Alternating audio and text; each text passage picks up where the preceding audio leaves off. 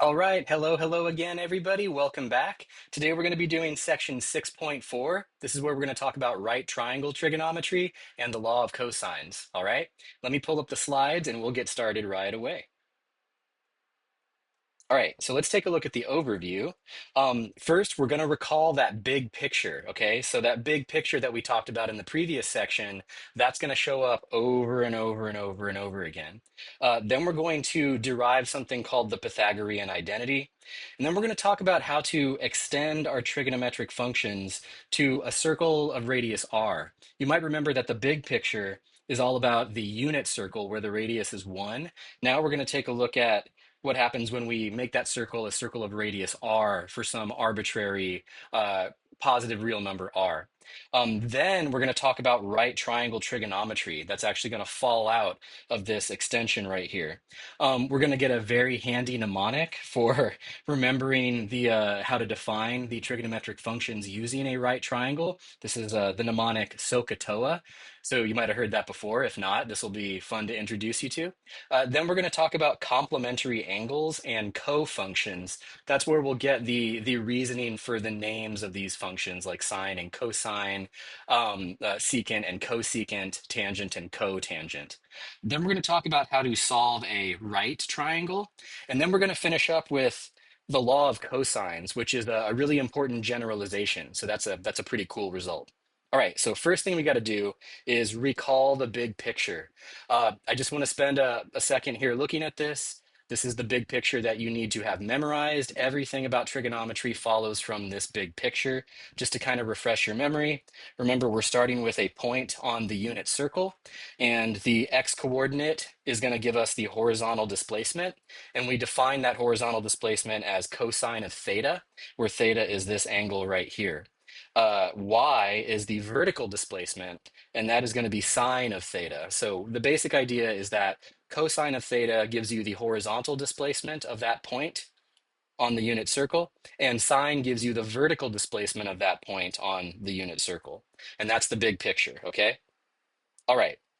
So from that, we can actually derive the Pythagorean identity. So notice that for the unit circle, just the basic Pythagorean theorem yields this result right here. Remember that x squared plus y squared equals 1.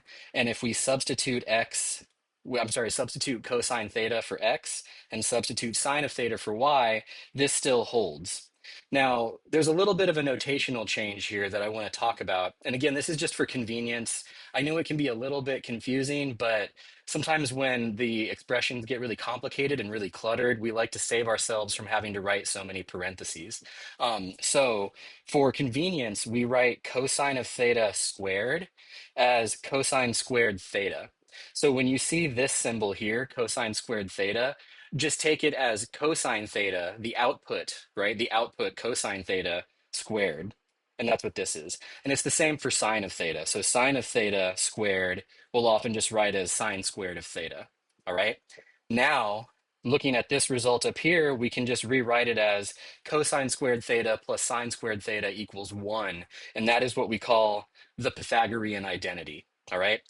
This is actually one of the identities that you're going to have to memorize. We'll talk about that in section 6.8, just like a few sections away. But if you want to get started now, just remember that this is one you're going to have to memorize. The good news is it's really just the Pythagorean theorem again, except it's applied to a circle of radius 1, or maybe I should say a right triangle with hypotenuse length 1. And instead of x and y, we just have cosine and sine. That's basically it. Okay, now here's the question. We want to extend our trigonometric functions to more arbitrary circles. So the big question is this.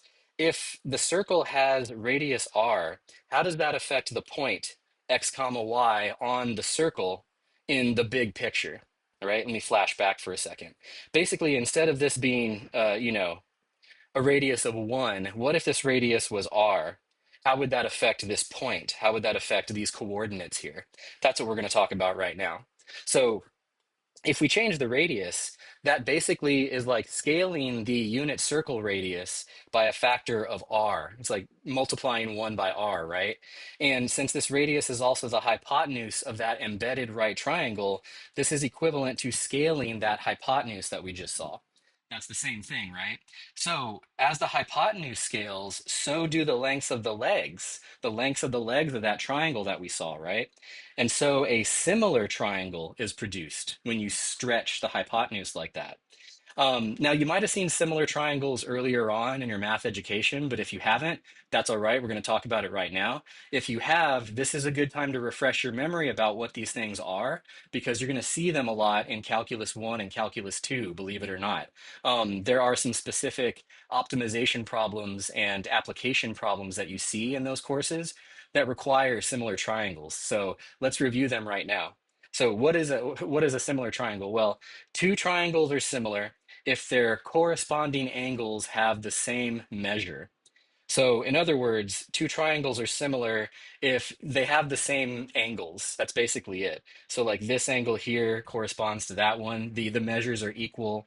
This one here corresponds to that one. The measures are equal. This one here corresponds to that one. The measures are equal. So these two triangles, they have the same angles, all right? But that doesn't mean that they have the same sides, and that's the difference here. So maybe more intuitively, we could say this. Two triangles are similar if their corresponding sides are proportional. Proportional, right? And we've talked about that before back in what was it, chapter 4, right? And even back in chapter 1. So taking these two triangles as an example, we can basically get from this triangle to this triangle by stretching each side by the same factor. All right, we're scaling it by the same factor. So to go from a to a prime, we're going to multiply a by some scalar k to get a prime. And then we're going to multiply each other side by that same scalar, k, to get the new one, right? So to get from a to a prime, you multiply by k. To get from b to b prime, you multiply by k. To get from c to c prime, you multiply by k. And so this is quite literally an equation that represents proportionality, right?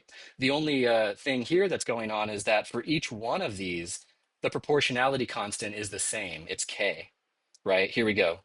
K, K, and then all of them have this same proportionality constant of K. And that's what makes them similar triangles. So because of that, you get this equality relationship that these ratios, the ratios of corresponding sides, are equal. So A prime over A is equal to B prime over B, which is equal to C prime over C. And that's just because these ratios are equal to the proportionality constant K, just like that. So those are what similar triangles are. And now let's go look at that big picture again. In the context of our circle, this shows you exactly how the coordinates of that point x comma y are going to change when you stretch the hypotenuse, when you stretch that radius. So here, this is our unit circle from the big picture. Now we're going to stretch this hypotenuse by a factor of r. So now this radius is going to be length r instead. But because we are scaling this thing by a factor of r, that means equivalently the sides are going to get scaled by a factor of r. So we're going to multiply this by r, but remember this is cosine theta. So we're going to multiply cosine theta by r to get r cosine theta. And then equivalently, we're going to multiply this length, which is sine of theta, by r to get r sine of theta. So every one of these sides is getting stretched by a factor of r. And as a result, the new coordinates are going to be r cosine theta and r sine theta. And that is how these similar triangles play into things. And that's how this picture changes when we have a circle of radius r. That's the big idea. Okay. Another thing to notice is this. So on this new circle, we can still describe it in terms of x and y, right? And x squared plus y squared is now going to be r cosine theta squared and r sine theta squared. So it's like a modification of that Pythagorean identity. Going through and doing some of the arithmetic here, we can distribute this square to both of those factors. We can factor out the common factor of r squared from both of these terms to get this. And then remember that cosine squared theta plus sine squared theta, that's equal to 1. That's that Pythagorean identity, right? It's equal to 1. And so what we've shown is that x squared plus y squared equals r squared. And that makes sense because now this point is lying on a circle of radius r. So that's why that's working out that way. Remember, this is the formula for a circle of radius r centered at the origin. So this all works exactly the way that we would expect it to. Okay. Now, since we can describe x as r cosine theta, and we can describe y as r sine of theta, we can re-express cosine of theta and sine of theta with respect to a circle of radius r. Basically, solve these two equations for cosine and sine, respectively, and you get this. There it is. So cosine theta is equal to x over r. Sine of theta is equal to y over r. And remember, once we know the values of cosine and sine, we get all the rest of the trig functions for free. And that's exactly what's going to happen right here. Now we can express all of these in terms of a circle of radius r. Here we go. So given a point x comma y on a circle of radius r, we have sine and cosine, which we had before. Tangent is just the ratio of those two, right? It's sine of theta over cosine theta, which is going to be y over x. You could even do the calculation. You could do y over r divided by x over r, and it'll simplify to y over x. Um, for the co-functions, or I'm sorry, the reciprocal functions, right? Cosecant is just the reciprocal of sine, so you get r over y. Secant is the reciprocal of cosine, so you get r over x. And cotangent is the reciprocal of tangent, so you get x over y. And that's it. So now everything is extended to a circle of radius r. Maybe another thing I'll point out, notice that if we were on a circle of radius 1, meaning r equals 1, right? If r equals 1, then this here becomes 1, and you just get sine theta equals y, like we had before. Same thing here with cosine, right? If r is equal to 1, then you just get cosine theta is equal to x, just like we had with a circle of radius 1. So we are recovering the formula for a unit circle. That's why this is more of a generalization to a circle of an arbitrary radius r. Okay. All right, so now that we've seen how to extend this to a circle of radius r, and we've seen how this connects to those similar triangles, we are prepared to talk about right triangle trigonometry. So here we go. We're going to take a look at that embedded right triangle that was given in those definitions, even in this picture that you see right here. There's like this right triangle, even one of those special right triangles, right? That's embedded in this picture involving the circle. So what we're going to do is we're going to label one of the angles of this triangle theta. It actually doesn't really matter, but let's just do that one. Let's call that one theta just for ease. Now, once we have an angle theta that we've labeled, we can refer to the sides of the triangle with respect to that angle. So for example, if this is theta, then we can call this side the side that is opposite theta. And we can call this side the side that is adjacent to theta. And that's how we can refer to those. We can say, oh, this is the one that's adjacent to theta. This one's the one that's opposite theta. And then this one's always going to be the hypotenuse. That's always a hypotenuse. I'm kind of bolding things here because this is going to lead us to that mnemonic in just a minute here. But we've got opposite, we've got adjacent, and we've got hypotenuse. Now, using these references with respect to theta, we can re-express our trigonometric functions again in terms of this right triangle. So here we go. These are the 6 trigonometric functions represented with respect to a right triangle instead of a circle instead. So what is sine of theta? Sine of theta is the opposite over the hypotenuse, the opposite leg from theta over the hypotenuse, which is y over r again. And kind of, oh, wait, I have the picture right here, right? So this would be like y, this would be like x, right? So what is sine of theta? It's going to be opposite over hypotenuse. What is cosine of theta? It's going to be adjacent over hypotenuse. It's that ratio, x over r. What's tangent theta? Tangent theta is the opposite over the adjacent. One thing I want to point out about tangent theta, notice again that it's really just the slope. It's the rise over the run again. So it's the opposite over the adjacent.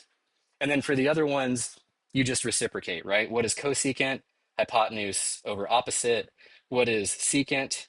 Hypotenuse over adjacent. What is cotangent? Adjacent over opposite. And that's it. So this lets us re-express trigonometry just in terms of a right triangle. And that's how we're going to do it. All right.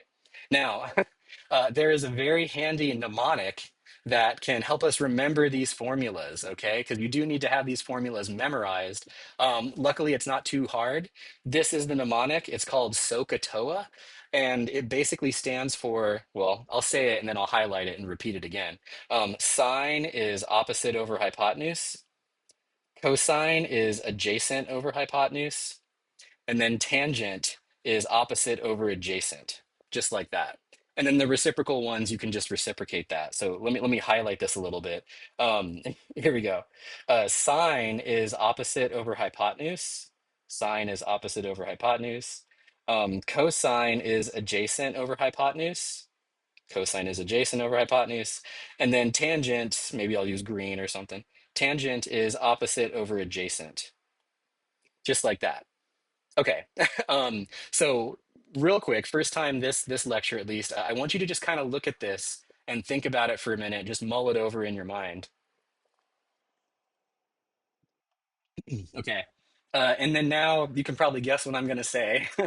I want you to say it out loud. Say SOHCAHTOA out loud, and then say what the corresponding trig function is and the ratio that's associated with it. And then I'll say it again in just a moment. Okay, so I think I can hear you out there. Everyone's saying SOHCAHTOA. Sine over a sine is opposite over hypotenuse. Cosine is adjacent over hypotenuse, and tangent is opposite over adjacent. Once you've got that, you're gold. You're good to go. Okay. So now let's use that. Okay, let's use this to help us figure out the side lengths and compute the trig val the values of the trig functions using a right triangle. Here we go. All right, so here is a right triangle given to you. The opposite side is missing though. And what I want you to do is I want you to find the exact values of the six trigonometric functions of the angle theta. So this is the angle theta right here. And just remember SOHCAHTOA, okay? So think about this for a moment. All right. Okay, and now verbalize it. Say something out loud that will help you get started with this problem. Maybe SOHCAHTOA is a good place to start. And now try to work it out. A little hint I will give you is you are going to have to compute the length of this opposite side.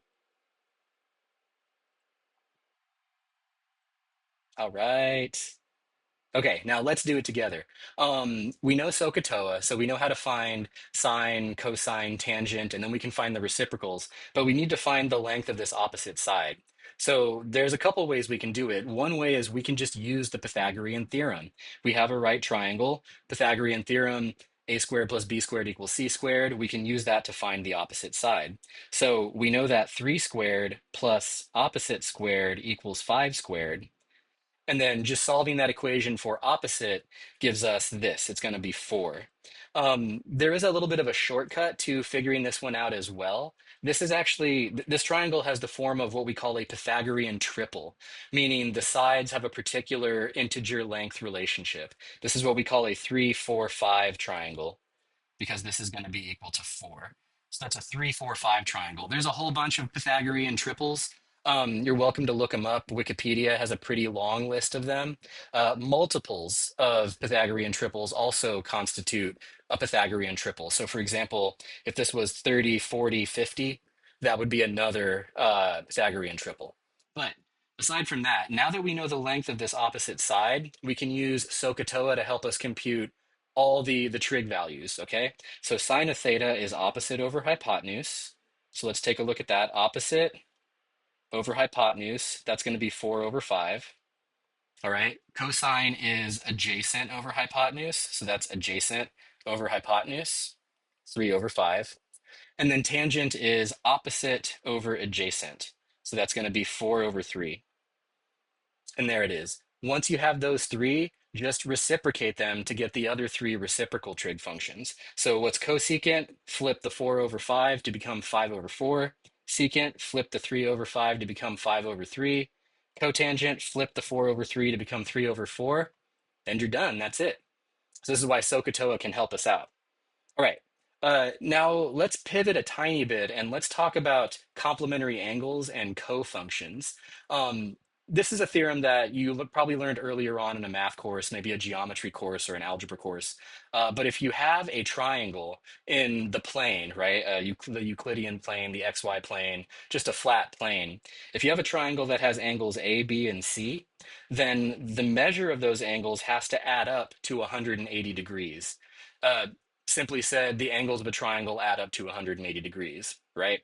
Now, what is a complementary angle? Well, two angles are called complementary if and only if their angles add up to 90 degrees. So some examples are, 20 degrees and 70 degrees. Those angles are complementary because they add up to 90. Here, maybe I'll even just like write that.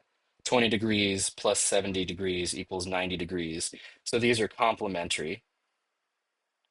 Oh, maybe I'll also say, um, notice the word complementary actually has an E here. So it's not like a compliment, meaning like, wow, that outfit looks great on you. It's not that. Hold on. There you go. Okay. It's complementary instead of complimentary. Complementary just means they add up to 90 degrees or pi over 2 if you're using radians. Okay.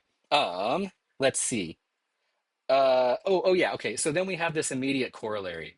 The two acute angles of a right triangle are complementary angles. And the proof is immediate. The proof is one line pretty much, or one sentence at least.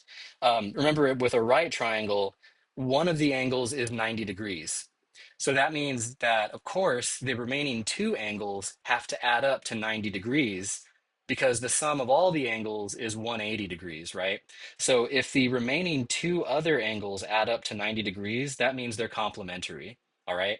So in other words, the two acute angles of a right triangle are complementary angles. And this is what's going to lead us to the notion of a cofunction in this context. So take a look at this right triangle that I've set up. And I'll try to walk through some of the details here.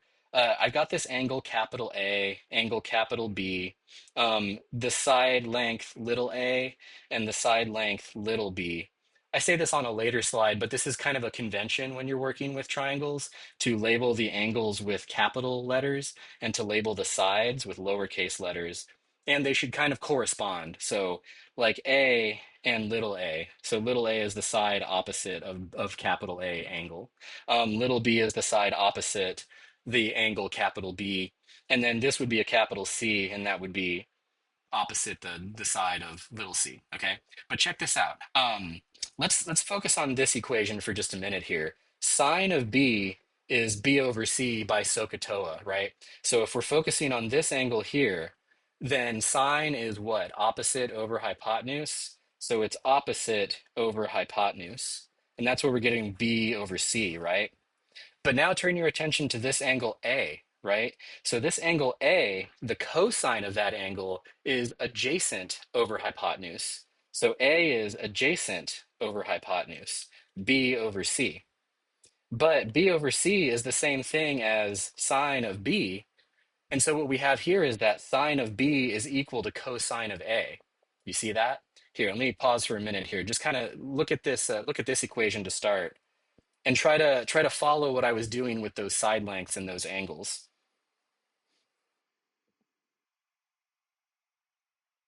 Okay. Now let's take a look at the next one. Let's look at this equation for a second. Cosine of B, cosine is adjacent over hypotenuse. So that would be, if we're looking at B, right? That would be adjacent over hypotenuse, which is A over C. But then let's look at A, and let's look at the sine of A. Sine of A is going to be opposite over hypotenuse, so that's A over C. So then, kind of similar to what we just had a second ago, excuse me, is that cosine of B is equal to sine of A. And then we'll do tangent as well. So let's look at tangent. B is right here. Tangent is opposite over adjacent, which is B over A. And then what about A here? Cotangent is going to be adjacent over opposite. So that would be B over A. And there we go. And then similarly for cosecant, secant, secant, cosecant, cotangent, tangent, like it's the same idea, right? So this is actually why these functions are called cofunctions. So what does it mean to be a cofunction? Two functions f and g are called cofunctions if f of a equals g of b, where a and b are complementary angles. All right. So in other words, f of a is equal to g of 90 degrees minus a. So what this is saying is the outputs of these functions are equal when you evaluate at complementary angles. So this is why they're called sine and cosine. So sine and cosine are co-functions because sine of b equals cosine of a, but a and b are complementary angles. So the outputs of these functions are equal at those complementary angles. That's what's going on there. So sine and cosine are cofunctions, tangent and cotangent are cofunctions, and secant and cosecant are cofunctions. That's why they're called co, all right? Okay, here's some examples. And for some of these, again, you can just imagine the unit circle. You can imagine a right triangle, but sine of 30 degrees equals cosine of 60 degrees, for example. Let's look at it. So think about the big picture again for a second. Okay, where's 30 degrees? 30 degrees is about there. See, this is where I usually go like this. Okay, it's the shallow one. Remember, there's a short leg and there's a long leg, right? So this is 30 degrees. Okay, so this is root 3 over 2. This is 1/2. Okay, but in this triangle, if I kind of zoom in on it a little bit, if this is 30 degrees, this is 60 degrees. Here, cosine of 30 degrees is root 3 over 2, right? Okay, well then what does it look like if it's 60 degrees? Well, if it's 60 degrees, the triangle looks like this. Oops, there we go.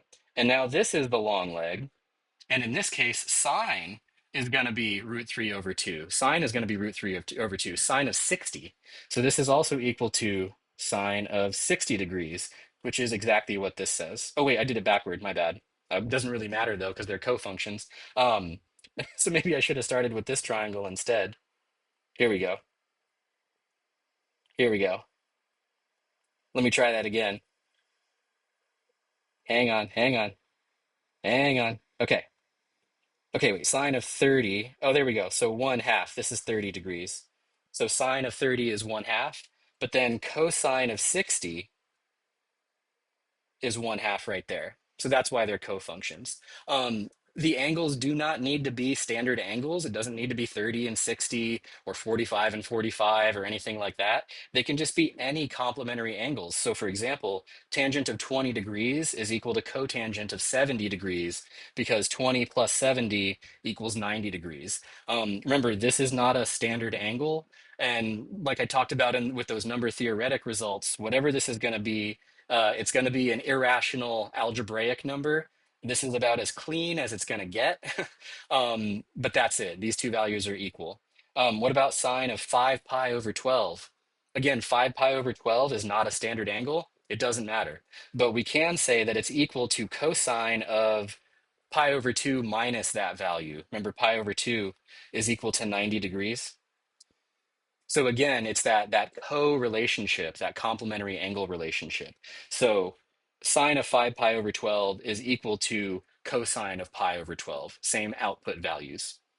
All right, so now that we've talked about that, let's talk about solving a triangle. So this is one of the things that right triangle trigonometry is good for, is helping you solve a triangle. So to solve a triangle means to find everything. It means to find all the lengths of all three sides and all the measures of all three angles. And when you have all three lengths and you have all three angles, you have solved the triangle. All right.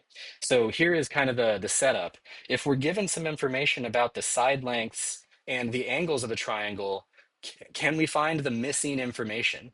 So, like if you have two side lengths and one angle, can you find the other side length and can you find the other angles? Or if you have, two angles and one side, could you find the third angle and then the other two sides?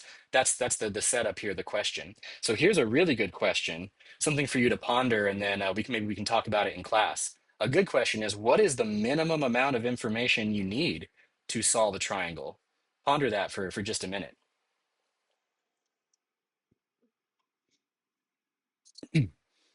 Yeah, we'll talk about that in class, or you can ask about it, or search it up and see if you can find it on your own. All right. So, solving a triangle. I had mentioned this earlier, but by convention, we often label the angles with uppercase letters, and we label the corresponding, that is the opposite sides, with lowercase letters. So like capital A, capital B, little b, and so on. When the triangle is a right triangle, we will use a little square to denote that it's a right angle. It's just common convention. One thing that I want to talk about again is what we talked about in section 6.3, which is that most of the values of the trig functions are transcendental numbers, meaning like, sine of one, right? Like sine of one is a transcendental number. And most of these numbers are going to be irrational no matter what. So you're often going to need a computational resource like a calculator when you're trying to solve a triangle. Again, you're only going to be approximating, and you're going to see that in this next example, but you're probably going to need a calculator to get some decimal approximations for this. Just remember always carry this with you. Approximations are not equalities, okay? When you approximate a value, an error is produced. And remember that when you perform an approximation, you need to announce it. You need to indicate that to everybody by using the little wavy equal sign. Okay. Yeah, just bear that in mind. Bear that in mind. So let's try this one. And I think, hmm, let's see. I'll say this. If you want to try this one on your own, go for it. If not, that's okay. But let me kind of spell things out a little bit. Here is the right triangle that we're going to try to solve. And we're going to suppose that B is equal to 6 and that A is equal to 35 degrees, just like so. And now my challenge to you is to solve the triangle pictured. So what I mean is find the missing angle and then find the other side lengths that we don't have. So find this and find this, A and C. And my tip to you is, well, SOHCAHTOA. All right. So I'll give you a minute to think about it. If you want to try it on your own, go for it. Think about it. Right now, verbalize something, say something out loud that could help you get started, maybe organize your thoughts a bit. All right. And now, oops, hey, where did I go? Come back. Now try to work it out on your own, and we'll do it together in a minute. All right, here we go. So let's see. First off, here's one thing I noticed right away. We know that this angle here, come here. There we go. This angle here is 90, and this angle is 35. And these two angles have to be complementary. So that means A plus B has to equal 90 degrees, which means we can solve for B. And I think I do that right away. Yeah. So angle B is equal to 90 degrees minus 35 degrees, which is 55 degrees. So angle B is 55. So now we're kind of working our way through. This is 55 degrees. Now we've got all the angles. We have side B. Side B is equal to 6. Now we need to solve for side A and side C. This is where SOHCAHTOA is going to come in handy. This is where trigonometry is going to come in handy. So we're going to use SOHCAHTOA to relate three values, two of which we already know. Let me explain this. We know this angle and we know this side, but we don't know this side. So what I always like to ask myself is, what is a trigonometric function that relates these two sides and this angle right here? And since these two sides are opposite and adjacent to this angle, tangent is the clear choice. So tangent of 35 is opposite over adjacent, just like that. Tangent of 35 is opposite over adjacent. Now, we have this setup. And from this setup, we can get both the exact value of A, and then we can use a calculator to get an approximation. So we're going to take this equation and we're going to solve it for A. And when we do that, really just multiply both sides by 6. We get that A is equal to 6 times tangent of 35 degrees. Now, note I want to make right here, that is equality. So this is an exact value. A is equal to 6 times tangent 35 degrees. Now, whatever tangent 35 degrees is going to be, it's going to be some irrational number. It's going to be an algebraic number, but it's going to be irrational. So when we go to a calculator, the calculator can only give us an approximation. The calculator will approximate that value as roughly 4.20124522. Now, However many decimal places are needed totally depends on the context and whatever application you are using it for. So this is why I always say, don't approximate anything unless somebody forces you to.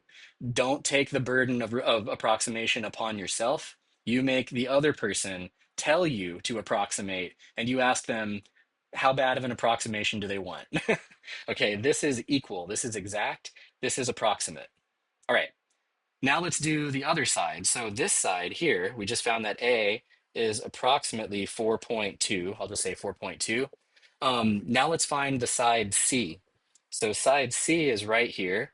And now we have some choices. We need to basically relate uh, two sides and an angle that we know so that we can figure out what C is going to be. I'm going to use this angle B. And if I look at this angle B, I know that the opposite side divided by the hypotenuse is going to be sine of that angle. SOHCAHTOA. Sine is opposite over hypotenuse. Opposite over hypotenuse, just like that. So I'm going to set that equation up. Sine of 55 degrees is opposite over hypotenuse. And now, just like before, we can solve for C. So I'm going to multiply both sides by C, and then I'm going to divide both sides by sine of 55 degrees, and I get this right here. That right there. Again, this is equality, and now I am approximating that value with a calculator, and it's approximately 7.32464753. So this is approximately 7.32 or something like that. Okay. Now, one more note I want to give about this. This is something to keep in mind. Uh, there's a reason that I chose to use this angle. Oop, come back. Come back. There he goes. Hey, come back. There you go. There's a reason I chose to use that angle and this side. And it's because this side I have as a nice, clean integer value. So this comes out nice and easily, right? I very well could have used a instead. I have a value of a, right? A is approximately 4.2. So for this angle B, I could have also used cosine. I could have said cosine of 55 equals a over c, and then gotten an equivalent result. The only danger with that is the fact that this is an approximation, okay? So if I wanted to use A in that calculation, I would either have to use this exact value in my calculation, or I would have to use this approximation. But remember, whenever you make an approximation, there's an error associated with it. So if I were to use this approximation of 4.2 or this approximation here, and then I approximate again afterward to get this value here, I'm compounding the errors, right? So beware of that kind of thing. This is why you want to avoid approximating as long as you possibly can. Funny enough, this is actually related to something called chaos theory, where small changes in the initial conditions can lead to wildly different results. So if you ever seen like Jurassic Park, they kind of talk about it in there. But you know, one of the reasons, for example, we can't predict the weather 4 months in advance is because the error associated with those approximations becomes so great that the error value actually overwhelms the probability. It overwhelms the value we're looking for. So beware of compounding errors. That's the moral of that story. Okay. Now, let's change gears a tiny bit and let's talk about something called the law of cosines. So, the Pythagorean theorem is a really, really powerful theorem, and it's a statement about the relationship between the sides of a right triangle, right? Pun intended. The following theorem is a statement about the relationship between the sides of any triangle. So this is kind of a generalization, and here it is. For a triangle with sides A, B, and C, and an angle C opposite the side C, we have the following equation. C squared equals A squared plus B squared minus 2AB cosine C. All right, minus 2AB cosine C. And we're going to prove this here. So the proof is actually pretty quick. It's very cute. You all could do it if you thought about it hard enough, I'm sure. But what we're saying is that c squared is equal to a squared plus b squared minus 2ab cosine c. Oh, and just a quick sketch of the setup here. We've basically got this setup. Okay, pretend this is angle C, this is A, this is B, this is side C. That's the setup right there, okay? So this is C is this is opposite this side. There we go. Okay, but let's prove this. Let's construct this result. Here we go. So we're going to place the angle C at the origin in just basically in standard position so that the side A lies along the x-axis like so. And then we're going to use right triangle trigonometry and the distance formula. That's pretty much what we're going to use. Actually, we're also using just circle of radius r trigonometry. But first thing I want to point out is this side length is a, so this point is a comma 0. And then this is the angle C, but this here is going to lead us to the point B cosine C and B sine C because we basically stretched the radius of that circle. This is now the radius of that circle, B, right? So if that radius was R, this would say R cosine, R sine. But because the radius is B, it says B cosine, B sine. Okay, now all we're going to do is we want to find the distance between those 2 points. We want to find that length C, okay? So we're going to use the distance formula, and if you remember, maybe not, but I'm going to sketch it out here. The distance formula is this, x2 minus x1 squared, y2 minus y1 squared, way back from chapter 1, right? It's that equation right there. A lot of times when you want to use the distance formula, it's actually easier if you square both sides and look at it in more of the form of the Pythagorean theorem. So this is equivalent right there. And that's what we're going to do in this case. So we're going to write c squared equals, here's our x2, x1, y2, y1, just like that. So x2 is this, right? x1 is this. So that's what's going on right there. What is it? Y2 is 0. And then Y1 is B sine C, just like that. So that's where this is coming from right here. And then, of course, C squared is C squared. That in that case, that's like D in this equation right here. After that, it's just a bunch of algebra and massaging things until you get a value for C squared. Here we go. FOIL this out, multiply everything out. You're going to get A squared minus 2AB cosine C plus B squared cosine C squared. Now this is just 0. So really this is negative B sine C squared. And that's going to leave us with positive B squared sine squared C. All right.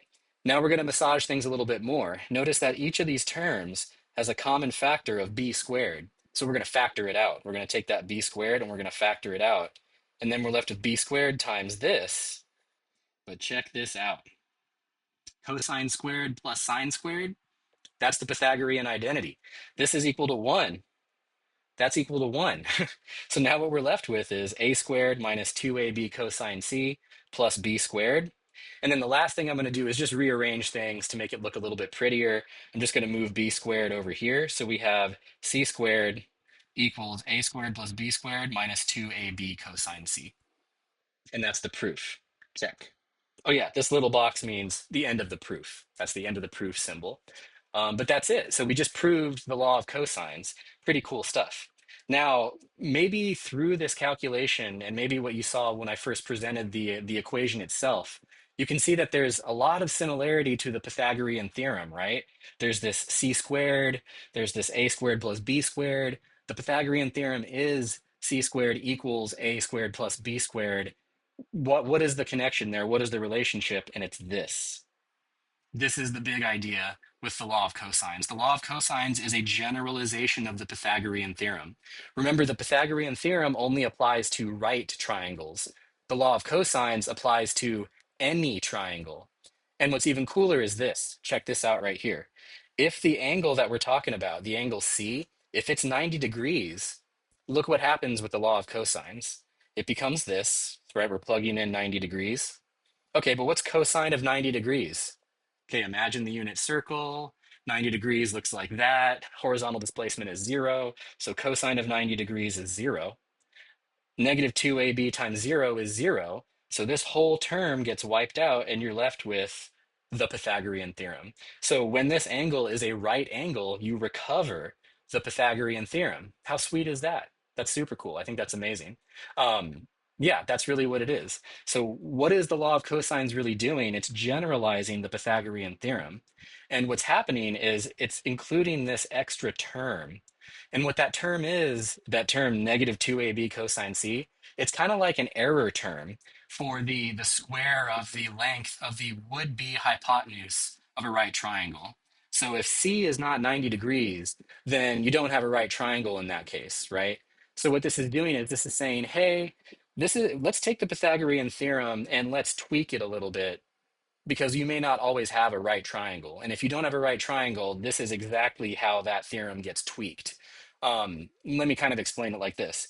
If our angle C is between 0 and 90 degrees, then cosine of C has to be positive.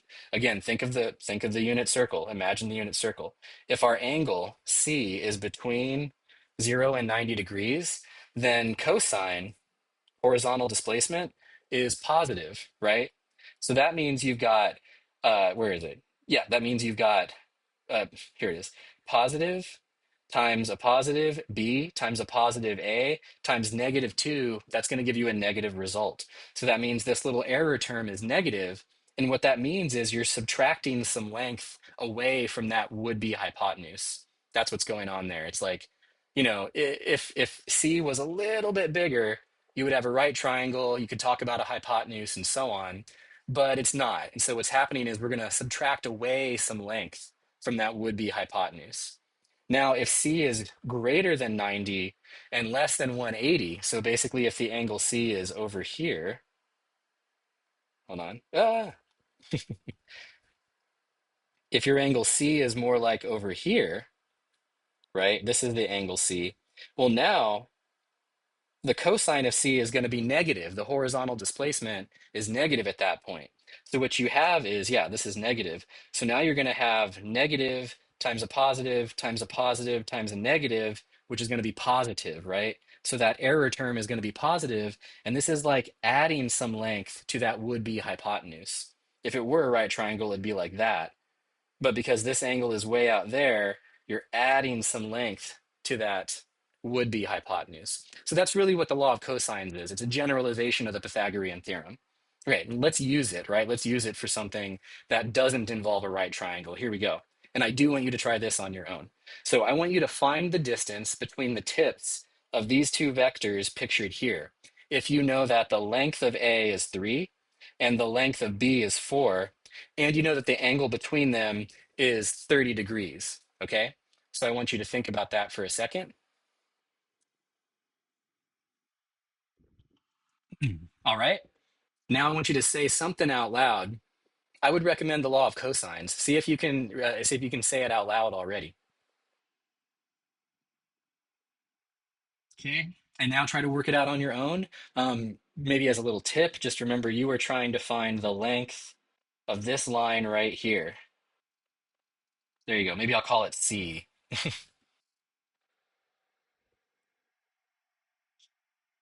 All right.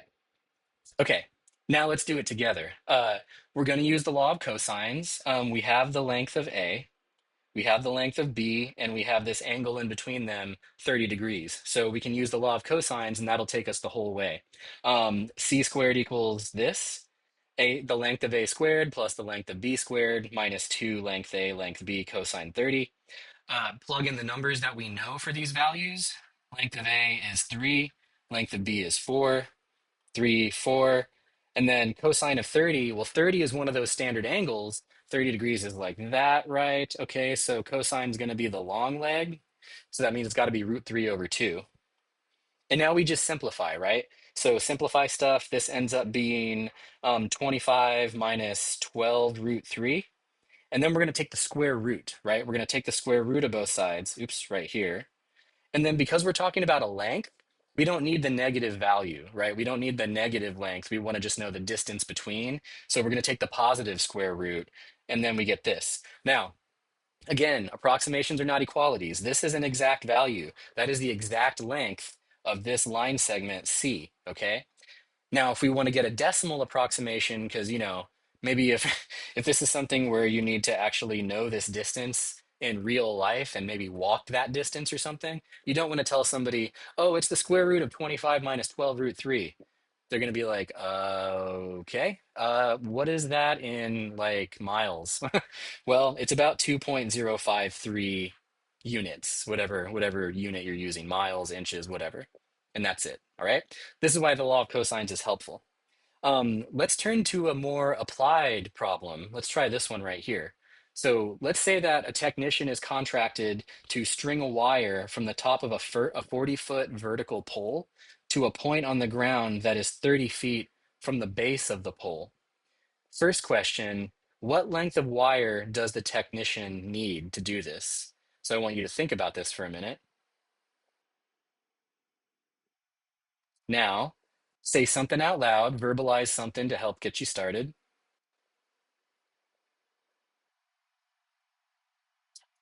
And now try to work it out on your own. My suggestion is to make a sketch. For problems involving triangles, a sketch can really help out a lot. So try to draw a sketch of the situation and go from there.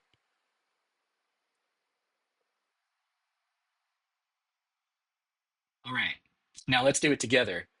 First thing I would do is draw a sketch. So this is the sketch that I drew. Here is the 40-foot pole.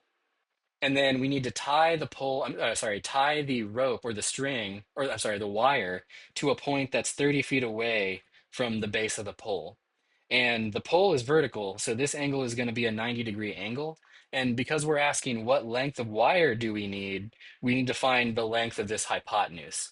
Good old Pythagorean theorem question. We can do this. Another thing I'll notice here is this is actually a Pythagorean triple. So this is 30, 40, 50. So that's going to be 50 feet. If you don't know Pythagorean triples, no worries whatsoever. Just use the Pythagorean theorem and solve. So 30 squared plus 40 squared is 900 plus 1600, which is 2500. And then you take the square root of both sides. We only need the positive result because this is the length, and we're going to get 50 feet. So this is 50 feet. And that is equal, by the way. That is not an approximation. So the technician is going to need 50 feet of wire to do that. Now, let's look at the second part. Oh, here, this is a Pythagorean triple. Oh, wait, come back. There we go. Come back. There you go. Okay. Oh my gosh. Moving things around on my iPad here. I talked about Pythagorean triples. Here's a link to that list on Wikipedia if you want to check them out. So here's the next question. Turns out when the technician arrives at the site, they find out that the pole is not vertical. It's actually tipped 10 degrees to one side from the vertical position. They take their scale, I'm sorry, their level. If you've ever played around with a level, they're like, ooh, the pole is not vertical.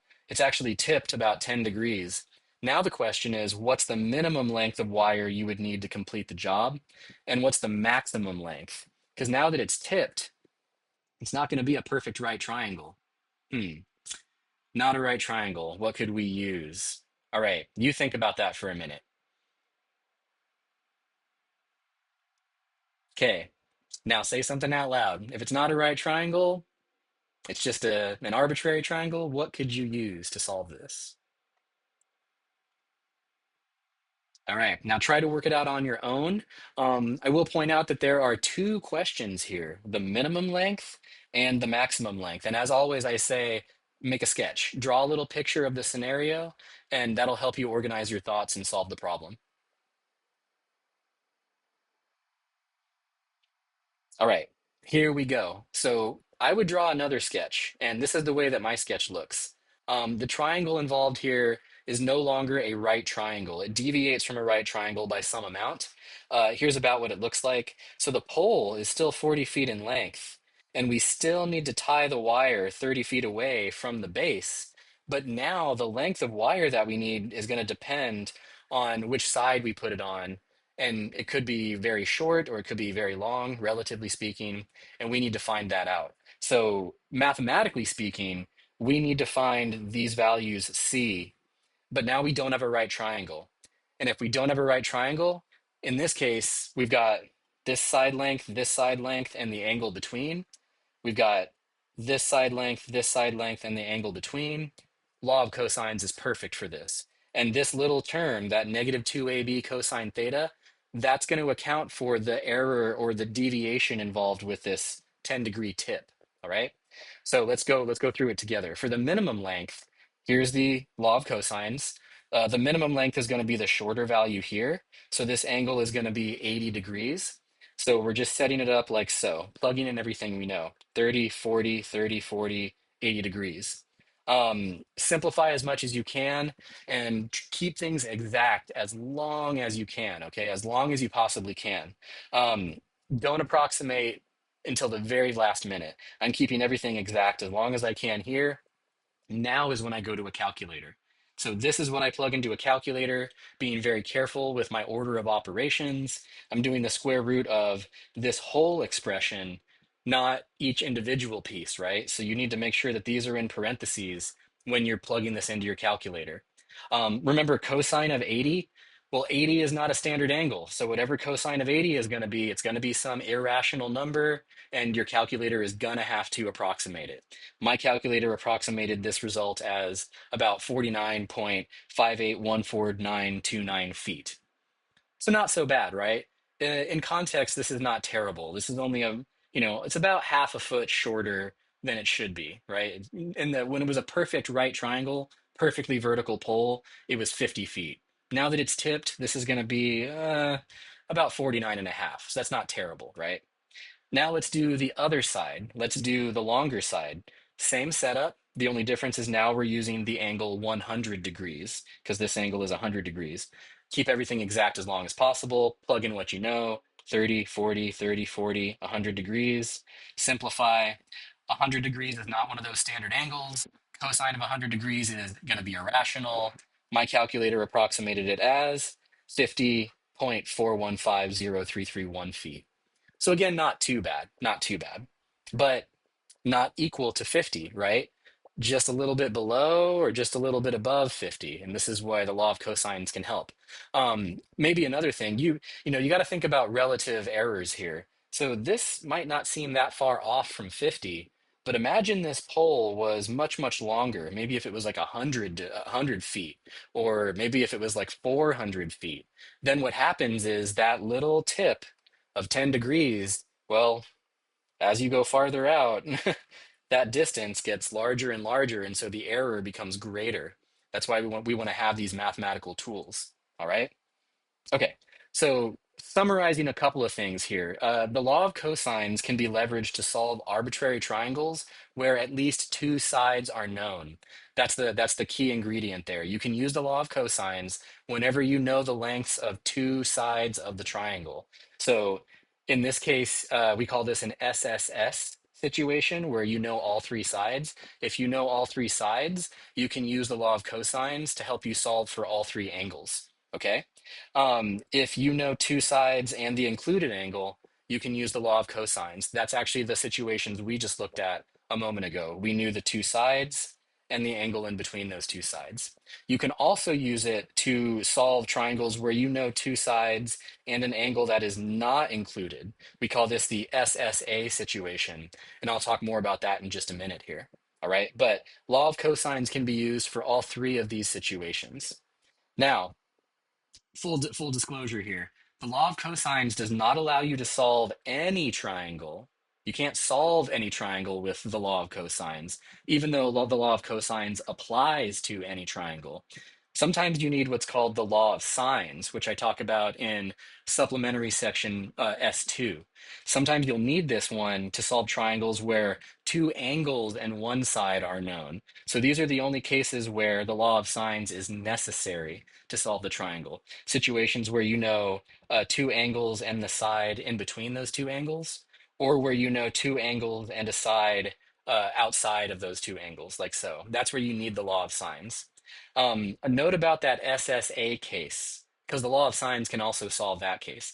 The SSA case is what's known as the ambiguous case. And frankly, it can be a real pain depending on the context. That's because given that information, two sides and an angle not contained between those two sides, that information can describe one, two, or no valid triangle. It really just depends on the values that you're given. That's why we call it the ambiguous case. You could either have one unique triangle, you could have two triangles that satisfy that information, or it could turn out that no triangle at all satisfies that information. So we call that the ambiguous case. You can use the law of cosines or the law of sines to try to solve a triangle that has the ambiguous case. But in practice, the law of sines is a little bit easier in that case. All right, a little bit easier in that case. But like I said, I'll talk about that in section S.2. So if you want to watch that after the course, you are more than welcome to. All right. Okay, on that note, it's time to play. Let's play, all right? That's a great coverage of right triangle trigonometry, the law of cosines, all this stuff is really cool. You will see the law of cosines show up throughout the calculus sequence. In particular, you will see it show up in calculus 3. And I've got a couple questions on the activity associated with the section that you will see reappear in calculus 3. You actually already have all the tools you need to do that problem. But you'll do it again when you get to Calc 3, which is kind of cool. All right. Thank you all again for watching, and I will see you next time when we finally take a look at the graphs of these trigonometric functions. All right. Take care, everybody. See you next time.